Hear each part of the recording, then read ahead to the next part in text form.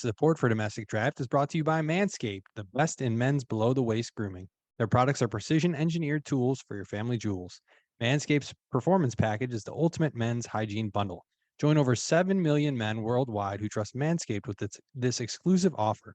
20% off and free worldwide shipping with the code DOMESTICDRAFT at manscaped.com. You know, Dan, it's not always easy trimming up your goods, but the Performance Package 4.0 has arrived, and oh man, is it a game changer. Inside this package, you'll find their Lawnmower 4.0 trimmer, Weed Whacker ear and nose hair trimmer, Crop Preserver ball deodorant, Crop Reviver toner, Performance boxer briefs, and a travel bag to hold it all. The Lawnmower 4.0, is this the greatest ball trimmer ever? The fourth generation trimmer features a cutting edge ceramic blade to reduce grooming accidents thanks to their advanced skin safe technology. The Lawnmower 4.0 is waterproof and also has an LED spotlight for a more precise shave. And because this trimmer is waterproof, you can say goodbye to the mess on the bathroom floor. You want to take your grooming game even further? The Performance Package 4.0 also has the Weed Whacker nose and ear hair trimmer. The Weed Whacker is also waterproof, provides proprietary skin safe technology, helps reduce nicks, snags, and tugs in those delicate nose holes. Their Crop Preserver ball deodorant and Crop Reviver ball toner will change the way you approach your hygiene routine. Trust me when I say this, your balls will thank you. It's time to take care of yourself, so go to manscaped.com and get 20% off plus free shipping with our code DOMESTICDRAFT. Again, that's 20% off with free shipping at manscaped.com and use code DOMESTICDRAFT. Unlock your confidence and always use the right tools for the job with Manscaped.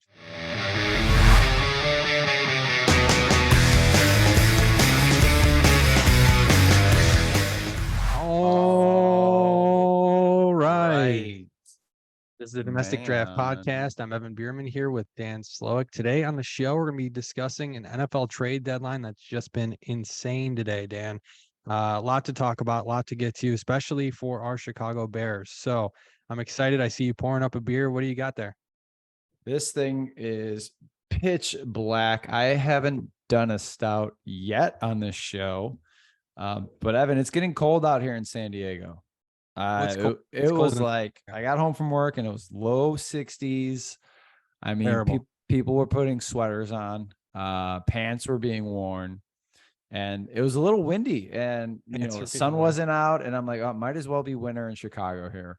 So I was craving. I was out on a walk. I was walking my dog, and I was craving a stout. And in my local liquor store, I saw this can. It's a hipster with a man bun, and he's got the big mustache. And this beer is called Hipster Marshmallow Stout, Imperial Pastry Stout, man bun approved, and it's from a brewery here called Wild Barrel up in San Marcos. That's North County, San Diego. So it's about 40-minute drive north from where downtown San Diego is.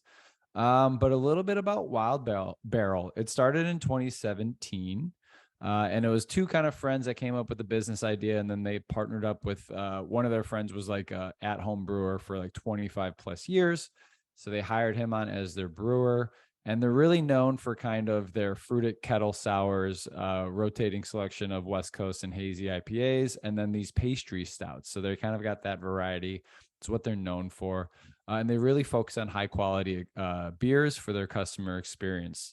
After 2017, they got voted top 3 new breweries in San Diego. In 2018, Beer Advocate magazine included them in top 50 breweries to watch in North America. And they're also a member of the San Diego Brewers Guild. So I'm going to give this thing a drink here. It's 13%. So it packs a punch. It's 3.8 on Untappd. And again, the flavors that are in here, it's a marshmallow stout. So it's got marshmallow fluff, Madagascar bourbon, vanilla beans, Belgian chocolate. And here we go. Let's see what this thing tastes like. It sounds good. Yeah, I'm excited for the dark beer season. Actually, I'm going to FOBAB this Friday, the Festival of Wood and Barrel Aged Beer in Chicago. A couple hundred breweries are going to be there that know barrel aging best. So I'm excited. It's me my first time out there. I'm going with our buddy Pete Mikeezer. Yeah. So how was it? How was the beer? I was expecting it to be a little harsher, so it was pretty smooth. Right off the front of it, though, I get a lot of dark chocolate notes with a smooth finish. Not harsh at all. I was expecting it to be harsh with 13%, kind of something that you might have to sip on, something to keep it at bay. But this is pretty smooth. Not bursting with like vanilla flavor or marshmallowy. It's more or less kind of, I don't know, Like you're just drinking dark chocolate. a muted chocolate kind of stout. Yeah, yeah. What about you, man? What do you got? So the beer I have here is called Insufficient Clearance. It's a hazy IPA from Sketchbook Brewing Company. Sketchbook was founded in 2014 by homebrewers Caesar Marin and Sean Decker. They have locations in both Evanston and Skokie. The Evanston tap room opened in 2016 with a bar and tabletops that are actually made from old bowling alley lanes from the community. They say their That's tap cool. room is focused on conversation, weekly live music, and of course, great beer. They don't have any TVs in there. They want everyone to kind of mingle and hang out and talk. The Skokie Tap Room opened in 2020, so they got the two locations, and their website says they hope to always stay goofy and serene and just big enough to survive. So, pretty cool vibes they're going for there. Again, this beer is called Insufficient Clearance. It's 5%. It's a 3.84 on Untapped. It's tropical and hoppy. So it's delicious hazy IPA. Nice. If you see it in the store, pick that I, up. I like that idea of tap rooms. Purposefully not putting anything really in there and have it more or less like a community space to go just get hammered and talk. Yeah, I think both the guys, Caesar and Sean, are both from the area out there. So they wanted to have a space in their community that Cool. people can go to and drink their beer and hang out together. So pretty cool story there. Man, And another big story. crazy day Yeah. in the NFL. This was nuts, man. Hmm. I usually, I'm like the MLB or the NBA deadline is always so much better to watch. The stoves are always so much hotter than the NFL. NFL's always got these weird trades that like no one really talks about with like linemen and draft picks. But this year, man, tell Some us a big little bit about names. some of the things that happened this year, because it felt like one of those big time free agent or excuse me, trade deadlines where it's like hour after hour, minute after minute, you're refreshing Twitter looking for the next trade. Yeah, a lot of big names actually on the move. There was a lot of chatter about some of these guys being moved. And I just thought, no, typically one or two guys maybe is traded. It's never really a big impactful move. Maybe the Rams make some kind of big move, but you And know, we're going to focus on the Bears. We know the Bears made some trades, but let's go around the NFL first at some of the yeah, other trades. As I'm looking at kind of some of our show notes here, I mean, just to recap, one of the biggest names that's not on here, but was traded last week was McCaffrey, right? Christian McCaffrey was by far the biggest name moved at the deadline. Not at the deadline, but before, Right. right? So I think, you saw his impact last game. He had passing touchdown, a rushing touchdown, and a receiving touchdown. He's going to be an absolute monster the rest of the year Yep. if he can stay healthy. He looks really good in that offense. But some of the other names that got moved today, Naheem Hines went from the Colts to the Bills. This was kind of like a buzzer beater almost trade at the end there. Um, so maybe not a huge move, but little weapon there for Josh Allen. Bills just, Um, yeah, safety blanket. yeah, just a little backup there. The Falcons traded suspended receiver Calvin Ridley to the Jaguars This was an for interesting draft one. compensation, and the trade stipulations were very weird. It was like it's a fourth rounder, but if he re-signs with us, then it's a second rounder, and Yep. there was a lot of different ways for Certain them amount of to pick snaps, to move. games Yeah, played. Like, yeah, you're trading a guy suspended. Like, if he doesn't play, then they don't have to pay him. Like, yeah, some of the language in crazy. there, one of the most strange kind of trade negotiation tactics I've seen. But big time weapon for Trevor Lawrence if he can stay on the field Let him there. I think play. Let him that's play. yeah, It's so yeah. dumb. That should be interesting to see next year when he's back. The Dolphins acquired Jeff Wilson from San Francisco, somebody that McDaniel was familiar with, obviously from when he was over in San Francisco. But the reason they picked him up was because they traded Chase Edmonds and a first rounder and a fourth rounder to the Broncos for Bradley Chubb. Huge trade Big there move. for them to Big get, move. yeah, the D lineman. I think that might be one of the biggest trades of the day, if not the biggest. Bradley Chubb is a big name, so they're going to give him a big contract. I think his deal was set to expire at the end of this year. The Bears traded for Chase Claypool, second round pick next We'll get to year. it. We'll get to it. We'll get to We'll it. get to that one in a little bit. The Lions and Vikings, kind of a weird trade to see two division rivals trading. But Lions send TJ Hawkinson to the Vikings, who just lost Irv Smith. It sounds like he's got a high ankle sprain that's going to sideline him for at least 6 to 8 weeks. So he might be done. And Mhm. Hawkinson steps right in. Good player. As a fourth round pick, it looks like, and a second round pick. So Mhm. kind of a steep price, but Hawkinson's a good player. He's shown some flashes there. We'll see what he does in Minnesota. Um, just yesterday, I believe this was, the Ravens acquired Roquan Smith from the Bears Yep. for a second rounder and a fifth rounder. So another big Bears trade. Robert Quinn was also moved. And Yep. then, a couple more trades. I think we talked about last week. James Robinson was traded to the Jets, and the Chiefs picked up Kadarius Toney for a third round and a sixth round pick to the Giants. Target So big monster. weapon for Patrick Mahomes there. I like that move. But All those are the some of the biggest names. It's a lot of good players getting moved at the deadline. Like you said, it's typically the MLB or the NBA deadline that you're kind of sitting on pins and needles. This one, I had the notifications going for Rappaport and Schefter, and had my eyes on this all day. Yeah, the Kadarius Toney one was just, I think, the comical one to follow. Just like all of the videos and the gifs that people were tweeting out of like injured players all of a sudden like hopping back up. It's like Kadarius, once he gets to the Chiefs locker room, he's been hurt in New York all year. He was a second round First pick, rounder. a first round pick Yeah. last year, right? Yeah. And who really hasn't found his traction in New York, and they're winning games. And I think they're like, all right, we're winning without you. Let's get some draft picks for you. We don't, maybe it's a locker room thing, why they traded him for just a third and a sixth. Seems like a lot for a guy who hasn't really proved himself in the NFL. So that one was funny. I love the action. I think the NFL needs to do this more often, to where teams are really kind of trading. I mean, we even saw, like you said, the divisional trade between the Lions and the Vikings trading Hawkinson. So it just makes the league more fun. It's been a weird year as well. We've talked about this as well. Like the scoring, I believe, is down. A lot of the games on prime time aren't really scoring a lot. So it's the storylines that we want to follow. There's a lot of storylines in these deadlines. And I mean, us as Bears fans, there's a lot to talk about, right?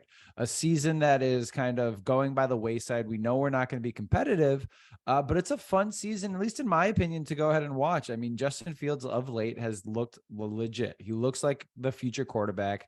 I don't think I've ever watched a Bears team to where on third down, I have faith that they can get a first down just strictly on the feet of Justin Fields. If the play breaks down, that quarterback can get you a first. I've never felt that as a Bears fan. If it's 3rd and 3, I am sweating. I am shitting bricks. I'm like, Bears are going to turn it over, get sacked. It's going to be a long developing play, and my life sucks being a Bears fan. Hand Justin it off or do Fields, something where you can't even get that yardage. Really, it'd be tough to trim exactly. that out. Fields brings that next element, and they're really tailoring the play calling to him now. It seems like over the last few weeks. I mean, last game his passer rating was 120. I think that's one of the highest, if not the highest, of the season for him against a really good Cowboys defense. Threw for 151 yards, 2 touchdowns. It was a good game. They lost. So They got kind of blown out, but that's what we expected at the beginning of the year. If we're seeing Justin Fields play well and the team's losing, that's totally fine. Gets So us a let's talk better about the draft big pick. trade of the day then, right? What does it Yeah. mean to you that we traded away? I mean, looking on the outside, looking in, the second round pick is a high price tag for a receiver.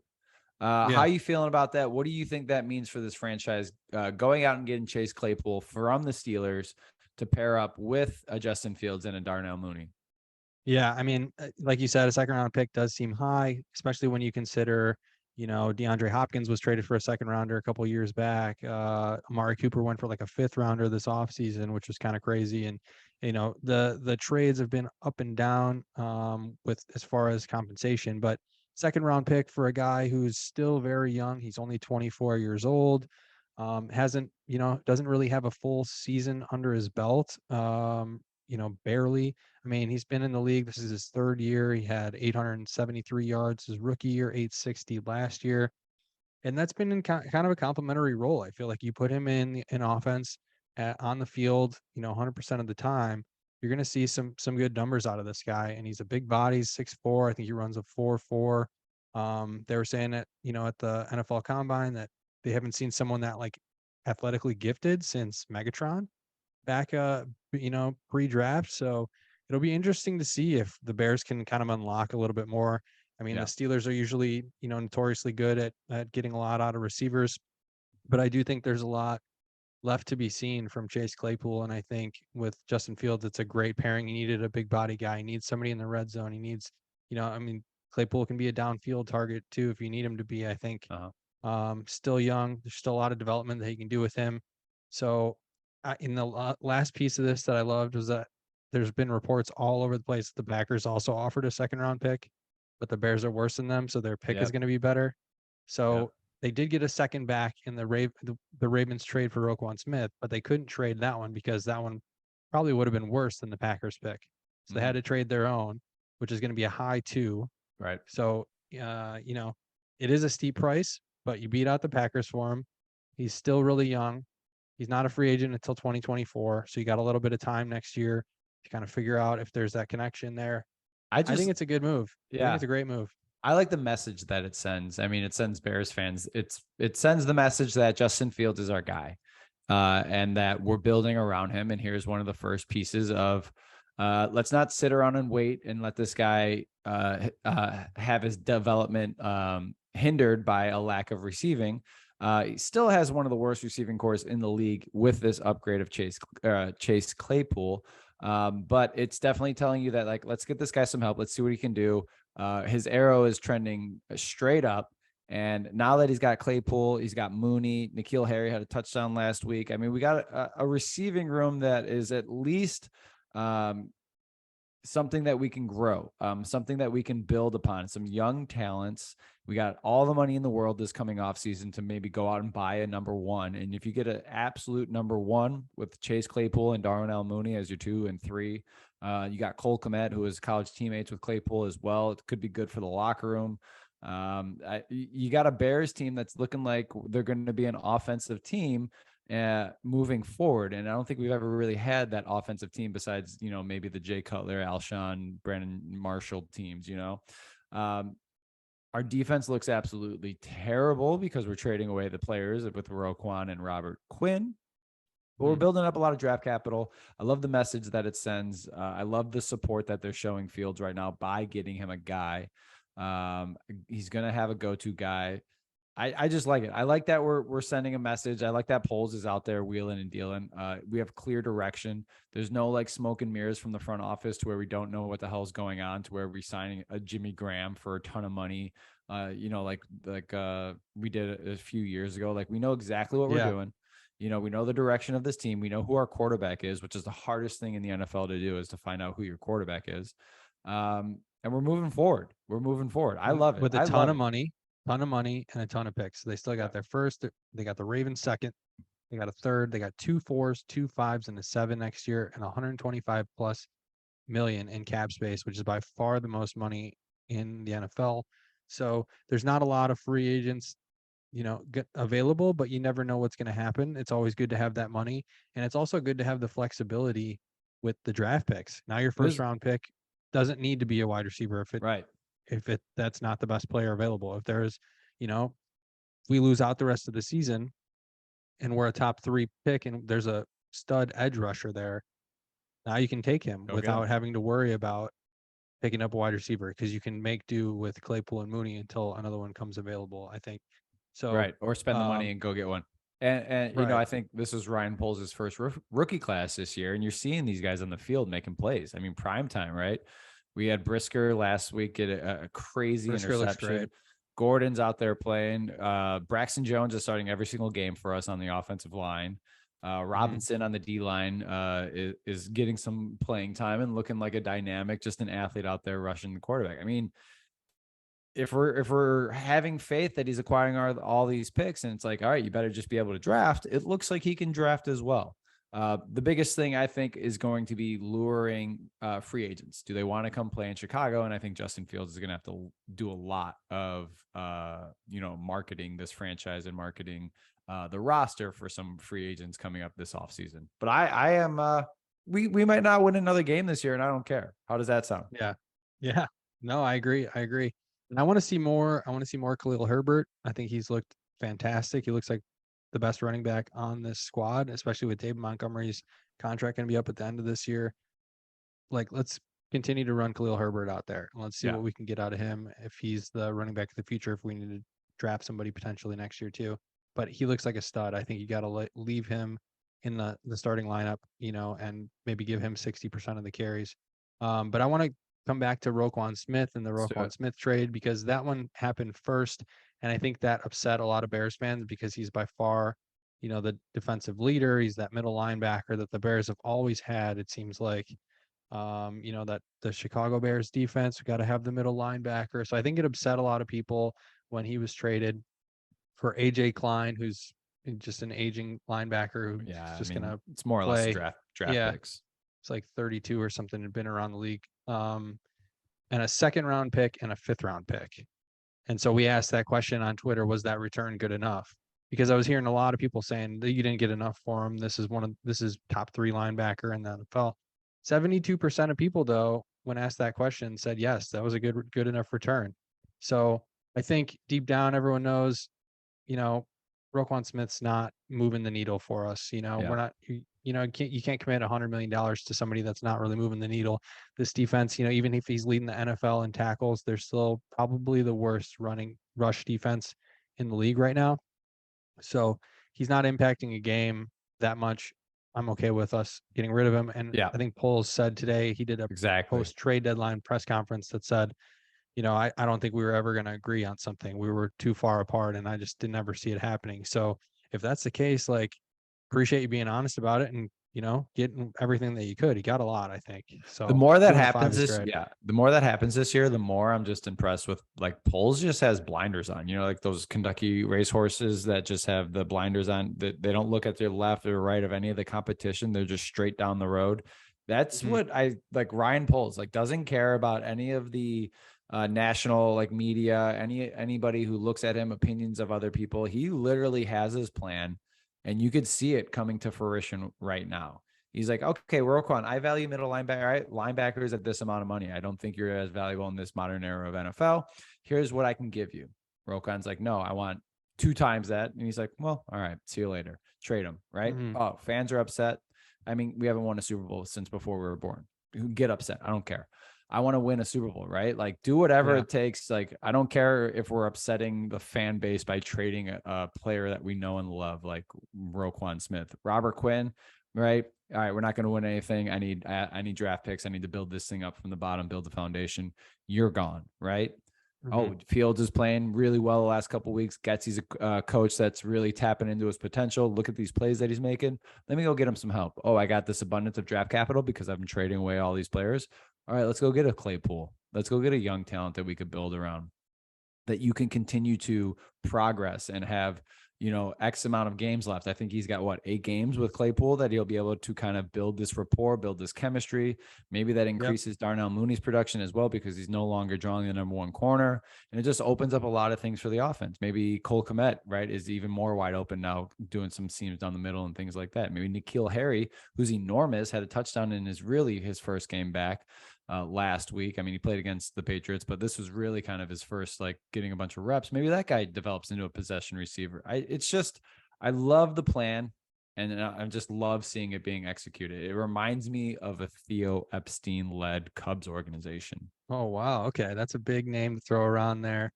But I do love the direction of this. And yeah, you mentioned Robert Quinn. I mean, that's a big one. That was somebody that we've been waiting kind of all season for.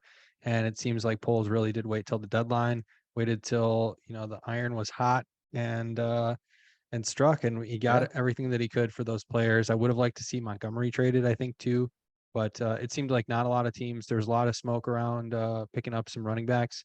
Not a lot of teams ended up trading for running backs. So, Kareem Hunt's name was out there. Montgomery's name was out there. Rams have been trying to trade Cam Akers. I mean, the only guy that I think got traded was Jeff Wilson and Chase Edmonds in part of that Bradley Chubb deal, but a 5th rounder for Jeff Wilson. I mean, yeah, if you can't get more than you know, 5th for Montgomery, just keep him. Yeah. And So play out the rest of the year, decide if he's part of the future or not. He's still really young. So a lot of yeah, players getting moved, and I think it's got a lot of implication in fantasy football. I think a lot of people are being active on the wire.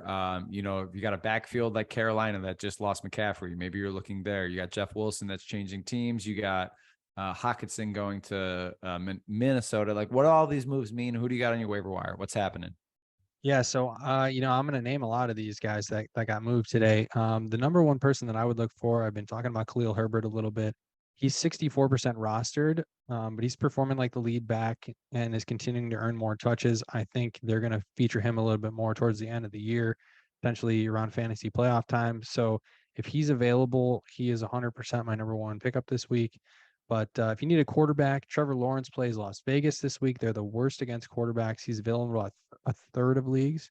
And then I'm liking Marcus Mariota, actually. He's Ooh. available in 75% of Yahoo leagues. He's got that rushing ability. It's been making him pretty fantasy relevant. So, especially this week, he's worth a spot start. There's a lot of teams on bye. And then Justin Fields has been an absolute stud the last few weeks. If he's out there too, check if he's there. His rushing as well. They're definitely featuring his rushing. He's got rushing touchdowns in back-to-back games. And so that's who I'd pick up if you need a quarterback. Running back, we'll move back. Like I said, Khalil Herbert, if he's there. Kenyon Drake should be out there. He's out there in a lot of leagues. Gus Edwards had a hamstring injury against the Bucks and might miss a little bit of time. I think they play on Monday night, and I think they have a bye the week after. So I do think Gus Edwards is going to sit this one probably and just get healthy for after the bye. I think Kenyon Drake, if you need a spot starter this week, is going to be solid. Chase Edmonds, we said got traded to Denver. They didn't really have a pass catching running back. They had Latavius Murray and Yeah. Melvin Gordon. I think Chase Edmonds could Gross. catch some passes there. He's available at a half of Yahoo leagues. So people struggling to find a running back, see if he's out there. And then we talked about Kyron Williams last week. Let's bring him up again. Rams beat reporters continue to think he's going to have a big role when he comes back. Cam Akers is on his way out. They try to trade him. He doesn't sound like he wants to play for the Rams anymore. The Rams don't want to play him. And the Rams didn't make any other moves at the deadline. So they're really leaving the deadline with Darrell Henderson, Kyron Williams. They played Ronnie Rivers, who I think was called up from the practice squad. He got most of the touches this week. He's not a pickup for me. He didn't look good. I think Henderson, if you have to play anybody this week, but Kyron Williams might be the long-term answer in the LA backfield. And then wide receiver, Kadarius Toney, 57% owned.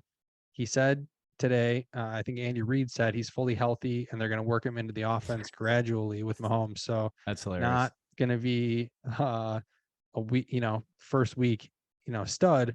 But I think a couple weeks down the line, if he's playing 60, 70% of snaps with Mahomes, that guy looks electric when he's on the field. So, yeah, I think I would pick him up if he's out there. Chase Claypool, about the same, 58% owned. A new bear. He should be on the field a lot with Fields. I'm excited to see him. A couple guys that I would put on my bench for sure. I'd pick them up. And then George Pickens, I feel like I've talked about every week. He's still only 63% rostered. Chase Claypool going over to the Bears. Pickens is going to be playing every down. He needs to be owned in every league. He's electric. And then Rondale Moore is 37% owned, played 99% of the snaps last week, heavily involved in your Arizona Cardinals, Dan. I like Rondale Moore. He's a quick young player. I'll pick If him you need again. a tight end, Evan Ingram, 44% rostered. He's been pretty consistent with 9+ PPR points in the last 4 games. So I'd pick up Evan Ingram if you need a tight end. All right, there it is. A lot of movement in fantasy world. Also, the season is kind of it's narrowing, right? Most of us have kind of figured out where we lie in our standings. Some of us are already giving up on the year. Others are in the hunt. I mean, just speaking on our league personally, it's a pretty close league. I believe I'm in second to last. Lost a heartbreak by less than a point this week, but I think I'm like 3-5, which is 3-5, yeah, in the hunt in our league, Yeah, and second place is 5-3. So you're 2 games back from second place is really what it is. I think I don't know. I feel like a lot of fantasy leagues are probably like that this year because the NFL has been so up and down. There hasn't been a lot of scoring like you were saying earlier. This last week, I guess, was the exception. I mean, pretty much every big time fantasy player I think was just going off this week. Absolutely. So it was good to see all that scoring. Brutal loss that I had. Good job, Bill. You lost by if like you're listening out there. 0.14. All right, but let's go into this week 9 matchups, and let's get your picks, Dan. 7 and 8 last week. If you're listening, I want to put an asterisk every week by like the Bears because I picked the Bears no matter what, and I don't know if they're going to win another game. They got absolutely blown out by the Cowboys. But all right, here we go. All right, Thursday night, it's Eagles at Texans. Eagles. Oh yeah, Chargers at Falcons. Falcons. All right, Dolphins at Bears. Fins. What? Bears. Whoa. Bears. Panthers at Bengals. Man, the Bengals have been looking like shit. Bengals. Packers at Lions. Packers. Raiders at Jags. It's an ugly game. Yeah. Las Vegas. Colts at Patriots. Patriots. Bills, Jets. Bills. Vikings at Commanders. Vikings. Seahawks, Cardinals. Cardinals. Seahawks are 5-3. Don't sleep on the Seahawks. Rams at Bucks. Every week. Buccaneers. The Rams are such frauds. Yeah. So are the Bucks, though. They've both been pretty bad. Yeah. Titans at Chiefs. Chiefs. And then the Monday night game is Ravens at Saints. Is Jameis back? Is he back this week? He's back, but they've been playing Andy Dalton over him. That's tough. I don't like that. It was Ravens. Let's go Baltimore. All right. So those are your picks for week 9. Put them into your parlay. And going 16-0 this week, 15-0. That's it. He's doing it. Yeah. Promo code at Manscaped Domestic Draft. All right. And then I'll give you a fast fact before we get out of the show. The 10 trades made on November 1st were the most ever on NFL trade deadline day. So maybe we'll start seeing this every year going forward, but this is the most trades we've ever seen. Yeah, love to see it. All right. Thanks again for joining us today. For Dan Sluck, I'm Evan Bierman. You've been listening to the Domestic Draft Podcast. If you're listening on Spotify, don't forget to rate the show. You can find us on Twitter at Domestic Draft, on Instagram at Domestic Draft Podcast. Our website is domesticdraft.com, and you can watch the show on YouTube. Just search up Domestic Draft and drop us a sub. Thanks again for listening. Cheers.